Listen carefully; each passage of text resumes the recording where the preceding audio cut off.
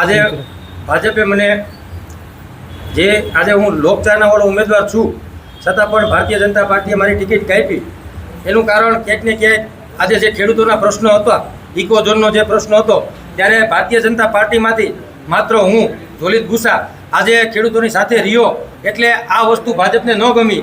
આજે ધારાસભ્ય અરવિંદભાઈ લાડાણી છે એને વસ્તુ ન ગમી, બરોબર. અને એના માનીતા કહેવાતા કે જે એને વાલાદવલાની નીતિ રાખી અને માનીતા કહેવાતા કે જે ભ્રષ્ટાચારી માણસ છે તેને ટિકિટ આપી. એટલે આજે હું ભારતીય રાષ્ટ્રીય કોંગ્રેસમાં જોડાઉં છું અને હું વચન આપું છું કે આ સીટ કોંગ્રેસની કરીને રહીશ. મારી ત્રીજી ટર્મ છે. ત્યાં શાસન સીટમાં કોઈ લોકો પક્ષ નથી જોતા, ત્યાં માત્ર વ્યક્તિ જોવે છે.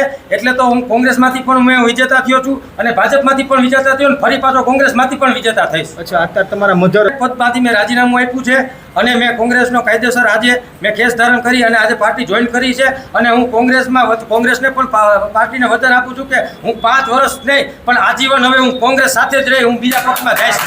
અચ્છા, શાસન ઉપરથી ઉપરથી હું ઉમેદવારી કરી છે, હું લડીશ અને જીતીને બતાવીશ.